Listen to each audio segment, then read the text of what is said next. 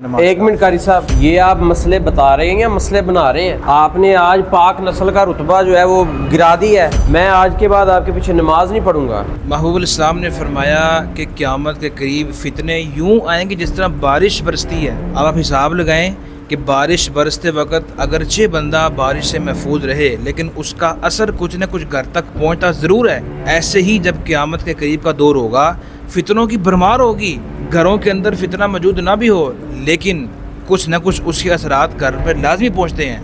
اب آپ دیکھ لیں یار، آگے ہم سنتے ہی نہیں تھے اس طرح کا کچھ، تو کوئی بھی نئی بات پتہ لگتی ہے تو اس کو آپ قرآن اور حدیث سے ٹیلی کریں، تو ہمارے پاس معیار ہے قرآن اور حدیث۔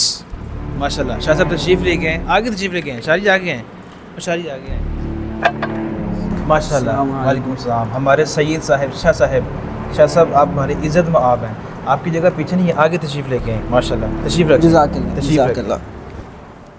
تو گفتگو چل رہی تھی ہماری فتنوں کے متعلق، تو اب کرنا یہ ہے، محبوب الاسلام فرماتے ہیں کہ یوں ہو جاؤ جیسا ایک دیہاتی آدمی ہوتا ہے، یعنی دیہاتی آدمی اپنی بات پر اٹل رہتا ہے، اس نے اپنے کانسیپٹ کو تبدیل نہیں کرنا ہوتا۔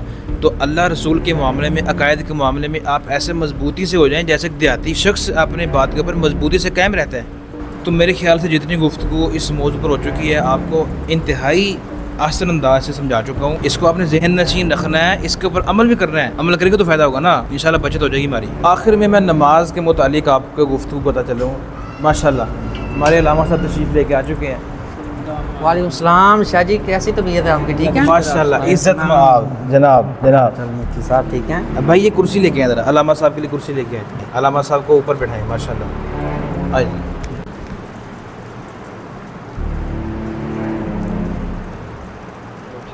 بیٹھے مفتی صاحب؟ آپ بیٹھے ہیں، بھی بیٹھتے ہیں انشاءاللہ، تشریف رکھیں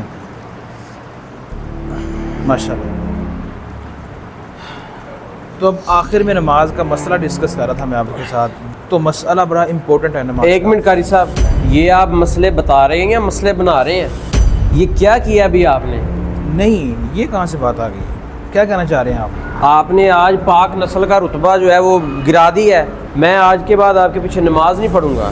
میرے بھائی ذرا تحمل کے ساتھ تو بتائیں، ہوا کیا ہے؟ شاہ جی آئے ہیں جن کا تعلق ایک پاک خاندان سے ہے، ان کو آپ نے زمین پہ بٹھا دیا ہے، اور علامہ صاحب آئے ہیں تو ان کے لیے آپ نے کرسی جو ہے وہ منگوا لی ہے۔ یہ کہاں کا انصاف ہے؟ میرا تو دل آپ سے بدظن ہو گیا ہے، ایسی کیسی حرکت آپ کر سکتے ہیں؟ اور میرے پیارے بھائی ٹھنڈے ہو جائیں، ایزی ہو کے بیٹھیں۔ میرے خیال سے آپ کے مطالعے کے اندر قرآن کا مطالعہ شامل نہیں ہے۔ اللہ فرماتا ہے قُلْ هَلْ يَسْتَوِي الَّذِينَ يَعْلَمُونَ وَالَّذِينَ لَا يَعْلَمُونَ۔ محبوب ان سے پوچھیں کہ کیا علم والے اور بغیر علم کے جو لوگ ہیں برابر ہو سکتے ہیں؟ نہیں۔ يَرْفَعُ اللَّهُ الَّذِينَ آمَنُوا مِنْكُمْ وَالَّذِينَ أُوتُوا الْعِلْمَ دَرَجَاتٍ۔ اللہ فرماتا ہے کہ اللہ بلند کرتا ہے تم میں سے ایمان والوں کے اور علم والوں کے درجات۔ اسی لیے یہ پوری امت کا متفق علیہ مسئلہ ہے۔ صحابہ سے لے کے اب تک ہر عالم اس بات کا گواہ ہے، اپنی کتابوں میں لکھا ہے کہ علم کی فضیلت ہر شے پر افضل ہے۔ تو ان آیات کی روح میں اور دیگر احادیث بھی ہیں، پتہ چلتا ہے کہ سب سے بڑی فضیلت اگر کسی کی ہے تو وہ علم کی ہے، علم سے بڑھ کر کسی کی فضیلت نہیں۔ اس کی تو گواہی محبوب الاسلام نے خود دی ہے، فرمایا کہ ایک عالم کی فضیلت غیر عالم پر وہ ایسے ہے جیسے میری فضیلت تم میں سے سب سے ادنا شخص کے اوپر۔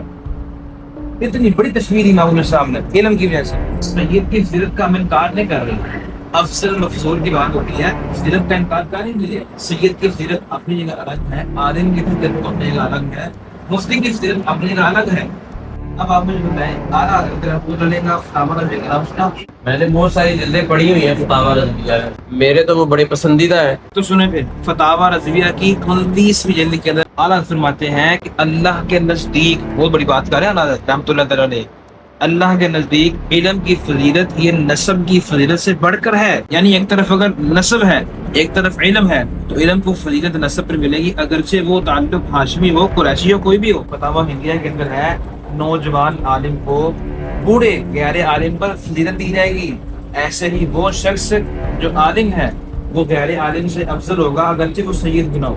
میرے بھائی ہم شاہ صاحب کی فضیلت کے منکر نہیں ہیں، سید ہمارے سروں کے تاج ہیں۔ ہم تو کہتے ہیں کہ یار اگر یہ کہیں آئے ان کو ڈسکاؤنٹ دیں، چیز فری دیں، ان سے خدمات لیں ہی، ان کی خدمات کریں، جیسے کہ ہمارے بزرگان کیا کرتے تھے۔ مزید اس مسئلے کو سنیں کہ ایک طرف اگر سیدہ ہے تو اس کو نکاح کے لیے اپنے ہم پلہ سید کا ہونا ضروری ہے. کسی عام بندے سے اس کا نکاح نہیں ہو سکتا. اگر عام بندے سے کرنا ہے اس کے لیے عالم ہونا ضروری ہے, یعنی عالم سیدہ کے برابر ہو کر ان کا نکاح آپس میں ہو سکتا ہے. ماشاءاللہ کتاب میں نے تمام سے آپ کا پورا بیان سنا ہے. ہم سادات کرام کا بالکل یہی عقیدہ ہے جو مفتی صاحب نے بیان فرمایا. جب شریعت کے یہ حکم ہے تو سادات کرام کو اس میں کوئی اعتراض نہیں. اگر تو مسئلہ واقعی ایسے ہے تو ہمیں شریعت کے تابع ہونا چاہیے. تو آج سے اس مسئلے میں اپنا عقیدہ درست کرتا ہوں.